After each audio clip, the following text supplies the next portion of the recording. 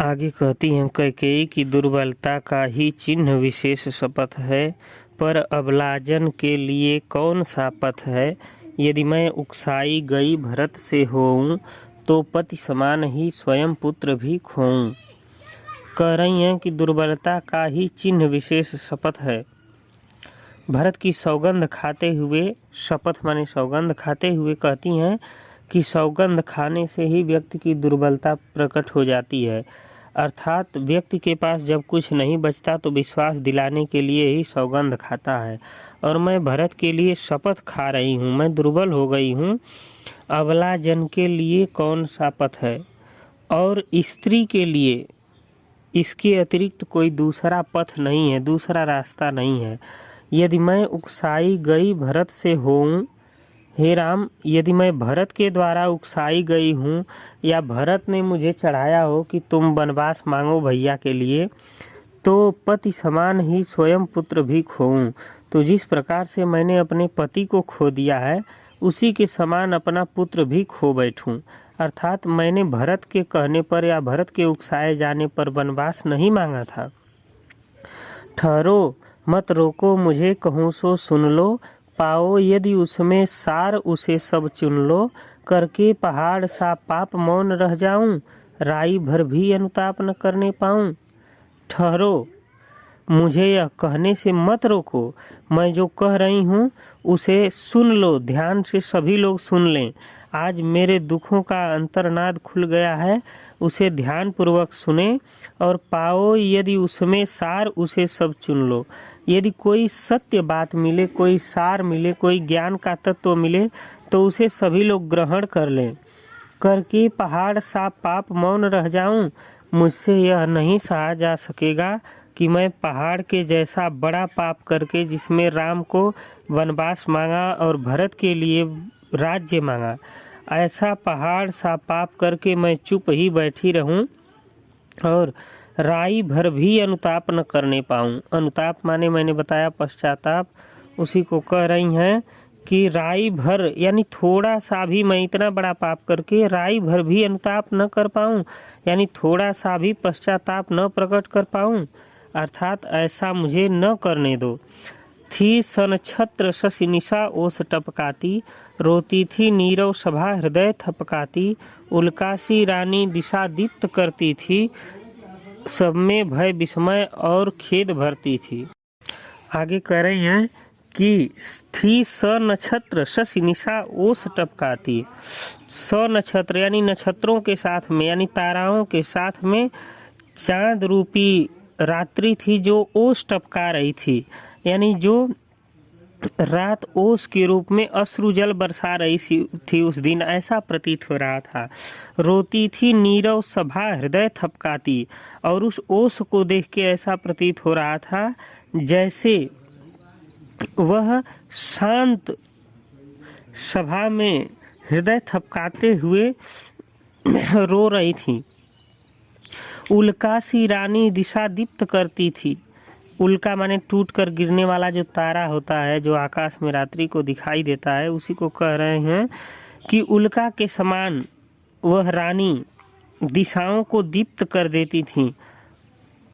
कवि के कहने का मतलब है कि जिस रानी ने अयोध्या और वहाँ के निवासियों का जीवन अस्त व्यस्त कर दिया था, आज पश्चाताप की अग्नि में इतना जलकर वह सद्भाव की मानो चारों ओर किरणें बिखेर रही हैं। उसी को कह रहे हैं कि उल्का सी रानी दिशा दीप्त करती थी, जैसे टूटकर गिरने वाले तारे के समान, जो सभी तरफ एकदम उथल पुथल मचा दी थी। आज वही रानी दिशा दीप्त करती थी, पश्चाताप की अग्नि में जल करके मानो सबको प्रकाशमान बना रही हूँ। सब में भय विस्मय और खेद भरती थी। वहाँ सबको नए परिणाम के लिए उपस्थित जो लोग थे, वहाँ परिणाम को जानने के लिए, उनमें भय विस्मय और खेद भरती थी। भय, आश्चर्य और शोक के भाव उमड़ रहे थे कि आखिर यह कैकेयी आज कह क्या रही हैं। आगे कह रही हैं कि क्या कर सकती थी मरी मंथरा दासी, मेरा ही मन रह सका न निज विश्वासी। जल पंजर गत अब अरे अधीर अभागे, वे ज्वलित भाव थे स्वयं मुझी में जागे। कह रही हैं आगे कोसते हुए अपने आप को कैकेयी कि हे राम और सभी यहाँ जो बैठे हुए संत समाज हैं, सभी लोग जो आए हैं, वह सुन ले क्या कर सकती थी मरी मंथरा दासी।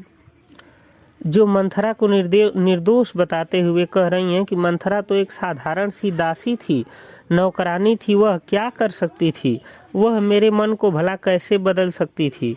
मेरा ही मन रह सका न निज विश्वासी। हाँ, बदला जब मेरा ही मन खुद अविश्वासी हो गया था।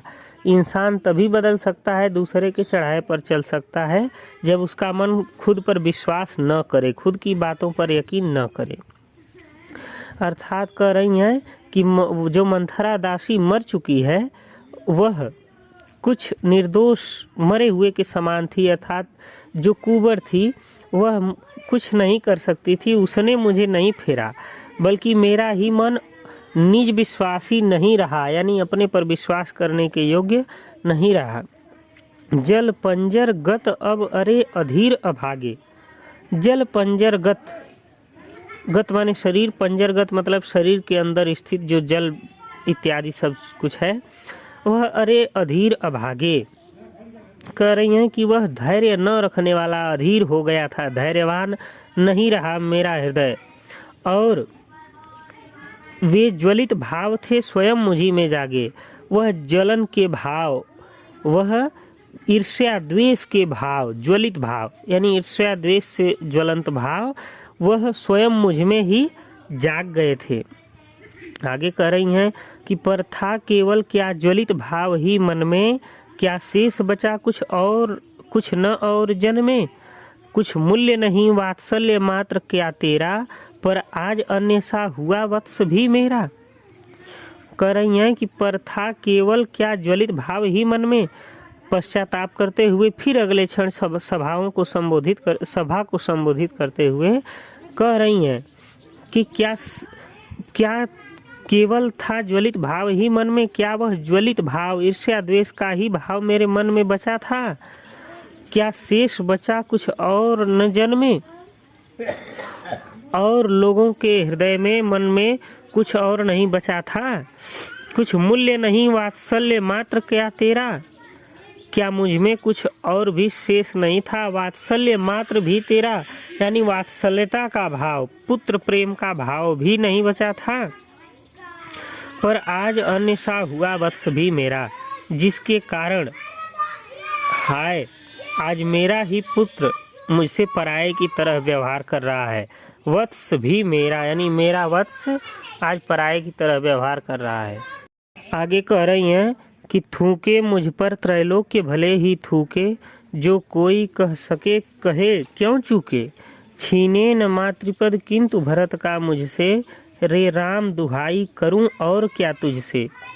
कह रही हैं कि इस माता को, ऐसी माता को देखकर अपने कर्मों पर पश्चाताप करते हुए कैकेयी कह रही हैं कि थूके मैं मुझसे आज मेरा पुत्र दूसरों के पुत्र की तरह व्यवहार कर रहा है, पराये की तरह व्यवहार कर रहा है, तो मुझ पर धिक्कारे, मुझ पर थूके कौन, त्रैलोक के भले ही थूके यानी तीनों लोक अर्थात धरती आकाश और पाताल मुझे क्यों न धिक्कारे। जो कोई कह सके कहे क्यों चूके, मुझे जो कोई कुछ भी कहना चाहता है वह कहे, वह क्यों चूके, जिसके मन में जो आए वो कह ले। छीने न मातृपद किंतु भरत का मुझसे, किंतु मेरे भरत का, मेरे बेटे का, माता का जो पद है मुझसे वह न छीने।